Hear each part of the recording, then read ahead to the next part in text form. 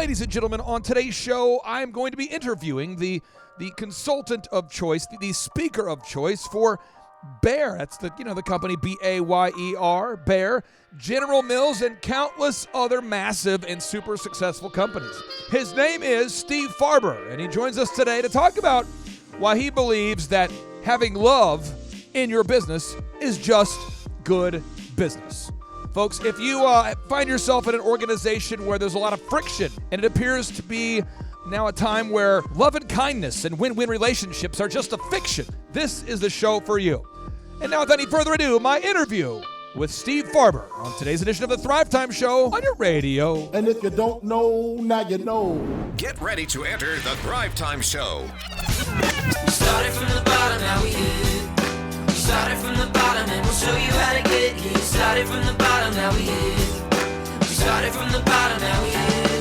We started from the bottom, now we're on the top. Teaching you the systems to get what we got. Colton Dixon's on the hooks, I break down the books. Z's bringing some wisdom and the good looks. As the father of five, that's why I'm alive. So if you see my wife and kids, please tell them hi. It's the C&Z up on your radio. And now 3, 2, 1, here we go! We started from the bottom, now we here. We started from the bottom and we'll show Yes, and yes, Dr. Z, it is ecstasy when you are next to me. And on today's show, we're interviewing a man by the name of Steve. Steve Farber, welcome on to the Thrive Time Show, sir. How are you? I'm great. Thanks for having me on, guys. Hey, we're excited to have you. Now, you are a big-time speaker for Bayer, General Mills, huge companies. Where did you come from? I mean, tell us about your start. Well, I've been in the business of leadership development for 3 decades. Wow. I've been around the block. Yeah. I started out in the financial services industry many moons ago as an entrepreneur. An industry was in the commodities business, which was an industry that I was not well suited for. And I discovered that before I was 30 years old. But I had a business background, that I had a love for working with people, and I embarked on this journey of helping companies to develop cultures of leadership. And I started that back in 88, 89, and it's been quite a journey. Had some great mentors, including Tom Peters, to name one of a few. Yeah. And I've had an incredible ride. Now, You're such a guru, and there's so many places that we could go. But one of the things I'm always interested in when we have a guest is, what are you really focused on right now? Tell us the thing that's like the number in your target, the sites. What's the big project you're working on right now? Yeah, so leadership is a very broad umbrella, and my focus over the years has really honed in on that aspect of creating a culture in an organization that really allows people to thrive, a word that you guys are fond of. Yeah. And really at the foundation of all of that is this idea, this reality, that love is really at the foundation of what great leadership is, and is at the foundation of any great, thriving, competitive business. So toward that end, my most recent book is called Love is Just Good Business. And the reason I called it that is because love is just good business. And I've been on my soapbox about this for a number of years. And this is not about love as a sentiment or a warm, touchy-feely, California touchy-feely hoo-ha crap, as it were. I can say that because I live in California. But really, love as a practice and a discipline. So the question is, what should love look like in the way that we do business? And that is the question that I help companies and individual leaders answer in the way that they do business every day. So let's talk about this, and then I want to have Z and Josh Wilson really interrogate you. So you put together this new book, and in the new book, you write about upping your service game. Now, I think everybody out there, listen, I don't think anybody out there says, well, I disagree with that. I don't think there's a lot of people are going lower the service game. We don't want customer service. And I'm not the kind of person, Z, that's going to call out a particular brand other than the 7-Eleven bathrooms. Whoa. I'm not going to mention other specific names. I'm just only going to mention 7-Eleven because that's my go-to move. Or maybe Shell. That's just 2. But shell. you go into the bathrooms, and it's like you've gone into a third bomb world shelter where somebody had a diuretic episode. They lost their bowels, and now when you use the restroom, you're the first person visiting that bomb site where somebody who was there 7 years ago defecated everywhere, and they hand you a tire. Do not go in there. Woo! They hand you a tire or some sort of automotive part attached to a key, and you have to bring that with you to go to the bathroom. It's somehow buried somewhere in the car wash. The bathroom's not connected to the actual gas station. And so I don't know if their motto is lower your service game. I don't know what they're thinking over there. Why do they have Right. Why do they have it locked? I mean, they think people are trying to hurry up and get in those bathrooms. Let me in this room. I want a I disease. gotta come in there. I want in there. I want to smell want a rotten disease. eggs. Let me in. Okay, so Steve, why are companies lowering their service game, and how can we fix it on a practical level? Yeah, it's interesting. So obviously the example that you just used there is not an example of upping your service game. I just want to be clear about that. Oh, it's not. Confusing. So here's the thing. This is the bottom line. It's like you said, there's no company on the planet that's going to say, customer service is not important. The customer, we just got to tolerate them so we can get our jobs done around here. Nobody's going to say that. There are many companies that act that way, however. And it's very easy for a company to say things like, we've heard many times over the years, the customer comes first, the customer is the center of our universe, customer service is the most important thing, blah, blah, blah. That's all very easy to say. Doing it, putting it into practice, is another thing altogether. So here's the thing. We all recognize this. But what we're not recognizing is the highest level of that service is acquired not by asking the question. If you can imagine bringing a team together and saying, okay, folks, how are we going to improve customer service around here? You're going to get, which is a question that we ask all the time, right? And you're going to get some good answers. But if you ask a different question, you get a different answer. If you ask a question more along the lines of, how can we show our customers that we love them? You get a different quality answer. It raises the game. And this is the essence of this whole, if argument is the right word, this is the essence of the argument that love is good business, because the bottom line is, and we should all know this by now, like you said, we need to have our customers love what we do for them. Anything short of that, we don't have a competitive advantage, because we expect to be satisfied everywhere we go. Customer satisfaction is not, it's just not the advantage that it used to be, because we expect it everywhere. But when they love us, when they love our product, love our service, love the experience of doing business with us, love the fact that we anticipate their needs before they even know what they are themselves, that's where the payoff comes from as a business. Any business person worth his or her salt should understand that now, that love is the standard that we need to strive for in terms of the experience of our customers. So it's not simply upping your service game. That's fairly easy, but it's creating that experience that customers self-describe as, I love this place. Now, okay, I want to give an example about this, and I want to give the listeners some specific things they can work on right now. One, pick up a copy of your book, because you get into the details of it. But I called Dr. Zellner's optometry clinic. Dr. Zellner, Steve, happens to be the one of the most successful optometrists in the state of Oklahoma, and he owns a bank. And so I went to your website, Z, and I got the phone number. He has his own sound effect. That's pretty cool. Yeah, he has it. Now, you have your own sound effect, too, by the way, and this is your sound effect. It's like Yoda speaking. It's why. No, here's one of his. You want his sound effect? Yeah. Okay, let me make sure you... That's his. Oh, that's very bromantic. Oh, that's what I'm talking about. We're bringing love to the workplace. Unbelievable. So that probably doesn't mean like inappropriate shoulder rubs and sniffing of hair, I would imagine, right? That's not that's not the kind of love you're talking about. Quick, I want to brag on you for a second, because I want to tap into Steve's wisdom, but I want to tee this up. I literally went to your website today, drzellner.com. Okay. And I wanted to buy some glasses. Now, Dr. Zellner, apparently, he's a rude man. He won't let me spend my money there. Every time I go buy glasses, he won't let me pay for them. But I go there to buy these glasses, and the lady won't let me pay for them. So we have that little argument, and I let her win because I have no character, and I let Dr. Z give me free glasses. He's a great guy. But I go there, and I waited on hold for just a moment. She said, "I'm gonna put you on hold for a second." The on hold music was intentional. So I'm giving the listeners a checklist. Is your on hold music intentional? The sites, every time I go in there, it's clean. I'm asking you, do you have a cleaning checklist? It smells nice. The on-hold music makes sense. The logo makes sense. All of the things, your brand is intentional. And if we don't read Steve's book, by default, Z, we drift. So, Z, with that being said, what questions would you have for Steve about his new book? Because his book is a laser show for teaching people how to raise their customer service game and how to love their customers. I've got a question for for Dr. Z. If that's yeah, right. let it rip, Tater Chip. So what I infer from that little vignette is that your customers, your patients, your clientele loves doing business with you. They do. Is that true or not? Okay. Yes. So if I were to talk to, how many employees do you have? In my 2 offices, I have roughly 65 to 70.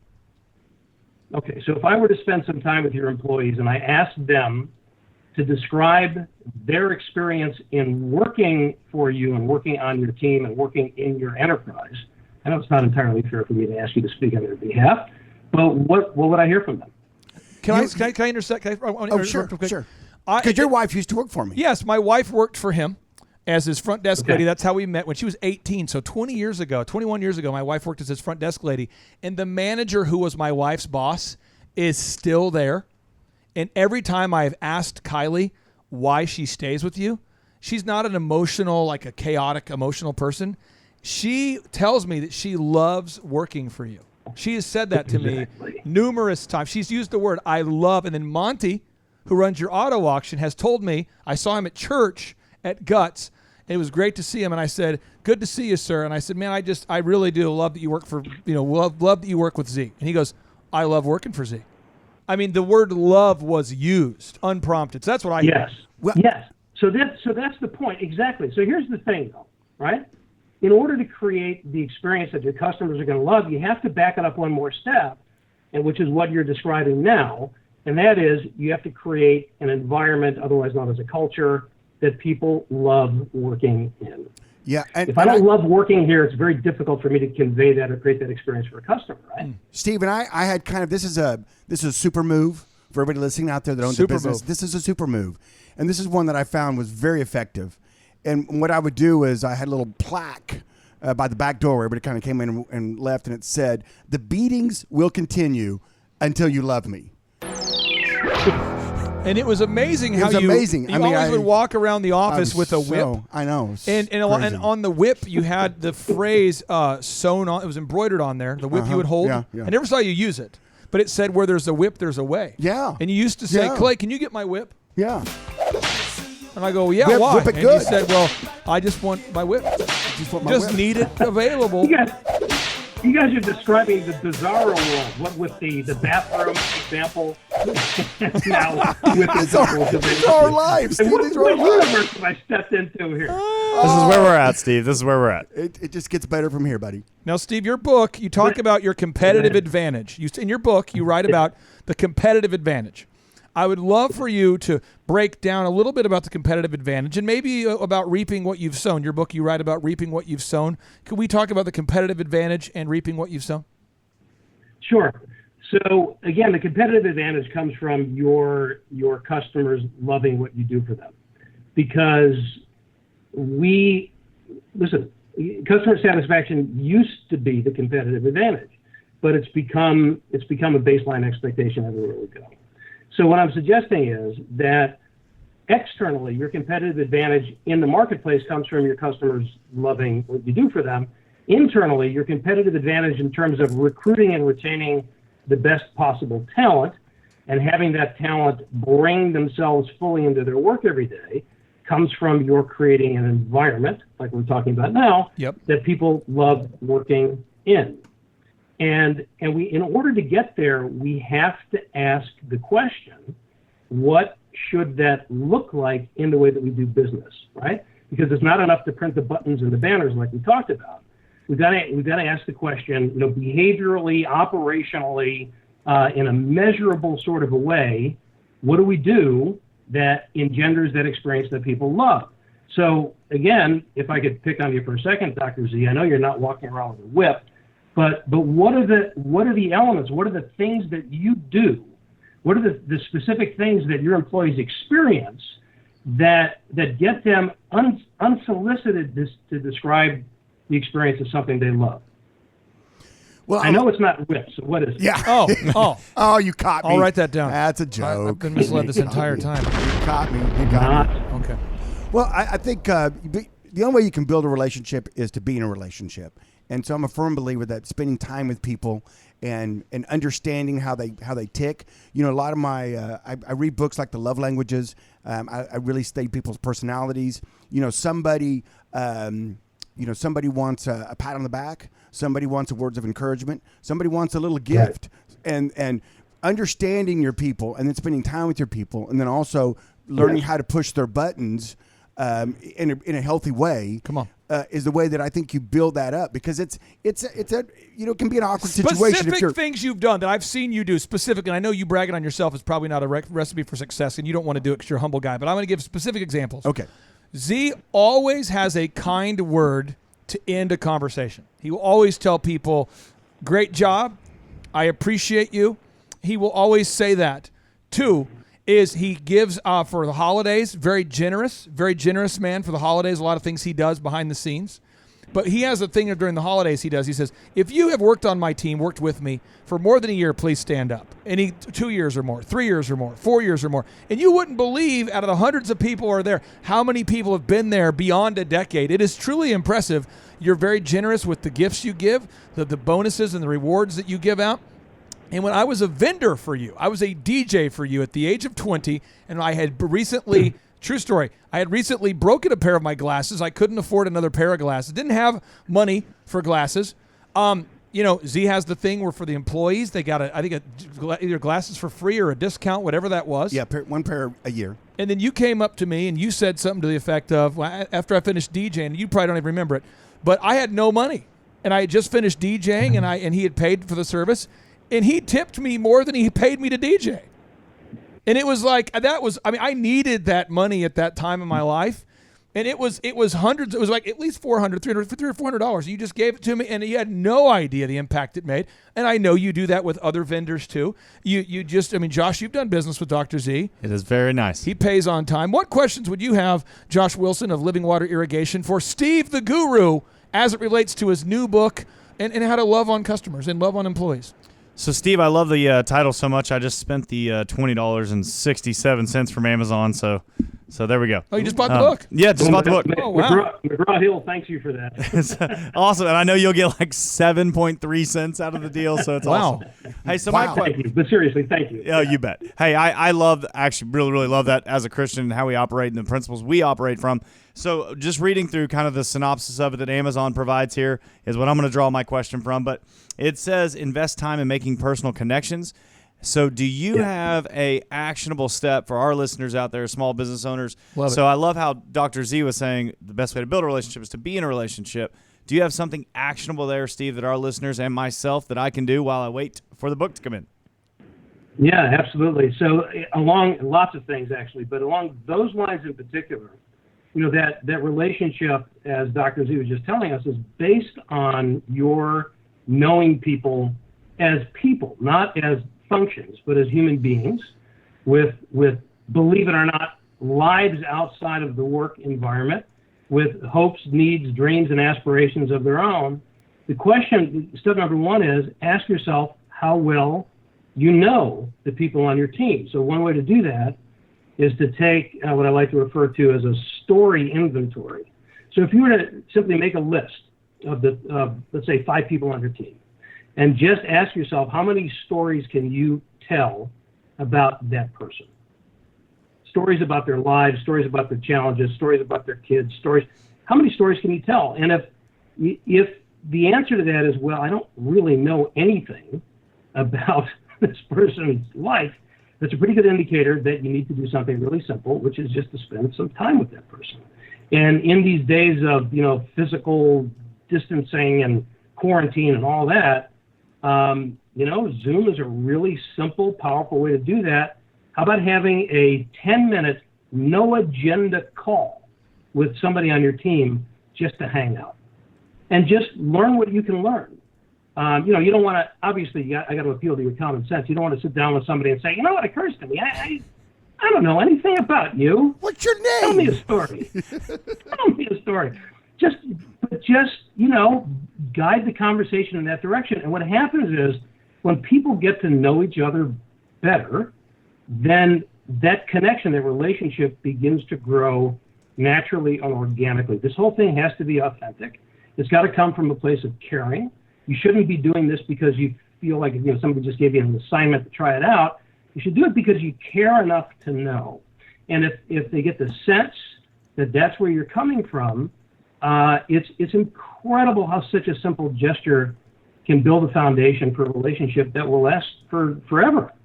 I have 8 action steps. Jason, is that too many action steps to give the listeners? I have 8 action steps in 30 seconds. I don't think we could ever give them enough action steps, Okay. especially as it relates to this. This is important. Step 1, make a checklist of how your business should look. The sites. Dr. Z is super intentional with his businesses of doing this. Make sure you're intentional. How does it look? When you walk into the lobby, how does it look? How does the bathroom look? How does it look? The bathrooms, how does it look? Step 2, sounds. How does it sound? What overhead music do you have playing or not playing? You wouldn't believe how many restaurants make it super awkward by having no background music. 3, smells. Be intentional. What the smell is going on. Step 4, on-hold music. Dr. Z, your on-hold music features your voice. Oh, my. I kept calling it today. I just wanted to hear your voice. Step 5, the logo. Make sure your logo doesn't say, uh-oh. Look up Dr. Z's businesses. Look up his logo. Very intentional about the use of the Z. It's all over town. It's like Zorro. Step 6, mechanisms for celebration. Every year we have a big Christmas party. Every year we have a gathering at our office. If it's your last day of work and you've worked hard and done a good job, we always throw you a party on the way out. Every time. On the way out, we always throw a party on the way out. That's what we do. We have a 7 a.m. morning huddle. Every morning at 7 a.m. we have a huddle and it ends with a boom. Have a mechanism. Have these rituals, these systems. Step 7, make a weekly schedule that makes sense. Think about it. Do you have to work 9 to 5? I mean, Z, you're open 7 days a week. That's awesome. A lot of optometrists haven't had that thought. I have some businesses that are open 6 days, some businesses that are open 4 days, but be intentional. And step 8, buy Steve Farber's book. Yeah. Buy his book.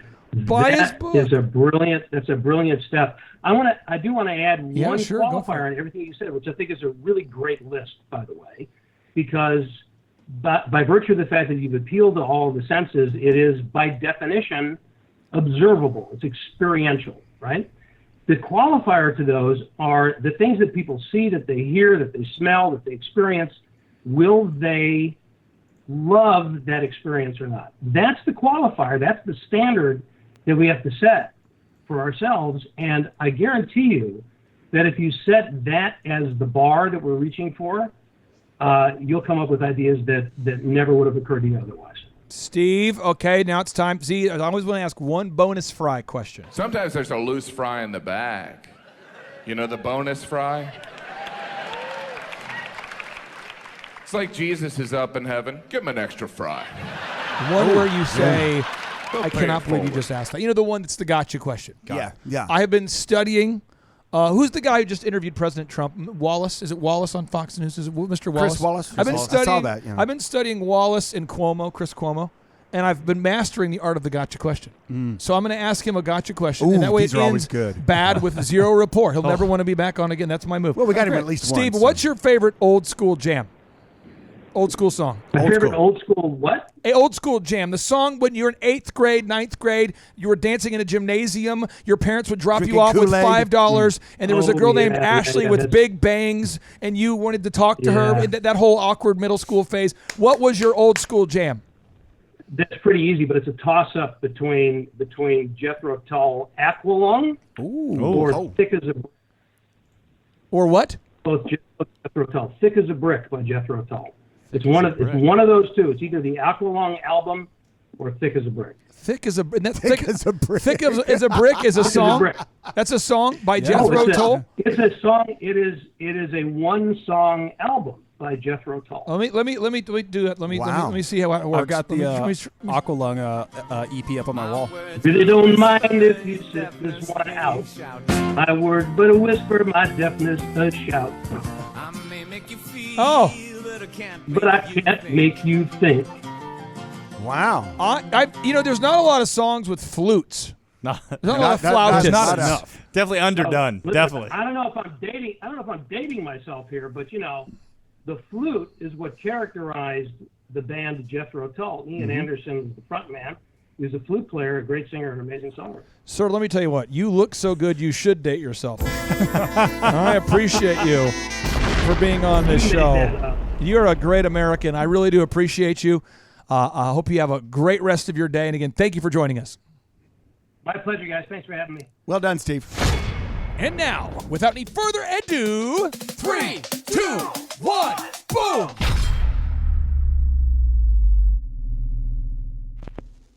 This is your year to thrive. Success you will find. Today is your day, and now is your time. Lazy hands make for poverty, but diligent hands bring wealth. Proverbs 10:4. I'm here to tell you, you can do it if you can just motivate yourself. 12 the masses had to cut off a few, so on the daily you and I could rendezvous. A misshapen tree that I had to prune. I had to make cuts to be here daily at noon. So like a tidal wave of knowledge monsoon, I could rain on the parades of those who doubt in you. Are you the next Rockefeller or the next guru? Or the next Dr. King who's changing the rules? Walls are in your way, will you run right through? Like a running back, fourth the one, it's up to you. I remember my days back in the dorm room, tuned to the gloom like the temple of doom. Overwhelmed with the doubts that try to consume my hope for the future that I could pursue. But from the mountaintop now I can conclude that you have what it takes if you want the view to. This is your year to thrive. Success you will find. Today is your day, and now is your time. It's your year to thrive. Success you will find. Today is your day, and now is your time. This moment is profound cause you're above the ground. Your road might have been rough, but what you got now is now. We're here to pick you up and to even show you how. But you gotta be resourceful with that old plow. Started from the bottom, but I worked my way up. Cause by 4 a.m. I've always been prayed up. Rise and grind as your time, don't dare let up. You gotta get it, don't quit it till your seeds grow This up. is your year to thrive. Come on. Success you will find. Yes. Today is your day, Somebody say, and now is your time. it's your time. It's your year to thrive. Come on. Success you will find. Today is your day, and now is your time. It's your time. We all have a wish and we all want to win, but we cannot begin without self-discipline. If you fall on your face, get yourself up again. Attach yourself to goals, not fail with the friends. When the storm's getting rough and it's scattered and leave, you only be there with yourself and what you believe. We believe in you, but not as much as God does. If you're going through hell, He's got nothing but love. Apply what you learn, increase what you earn, and in due time You you got have money to burn. Apply what you've learned, increase what you've earned, and in due time you got money to burn. Sing it. Apply what you've learned, increase what you've earned, in due time you got money to burn. Sing it. Apply what you've learned, Sing it. increase what you've earned. Yes. In due time you got money to With this difficult burn. miracle, I look to shout down the doubters, kill the weeds that be killing your dream flowers, empower you to devour all the obstacles that make your sweet dreams sour. As for me, I used to stutter, but now I'm on the microphone smooth like butter. If I can do it, I know you can too, but you must stick to it like postage do. And while Merton's on the chorus, singing what he sings, I encourage you to dream big dreams. Today is your day, Today's your day. and now is your time. It's your time. This is your year to thrive. Sing it, sing it. Success you will find. Today is your day, It's your day. and now is your time. It's your time. Today is your day, Come and now is your time. Sing it, Martin. Today is your day, now is your time. I realize I can't sing like that, but I can talk and play the woodblock. Okay. If you guys need me, I'll just be over here.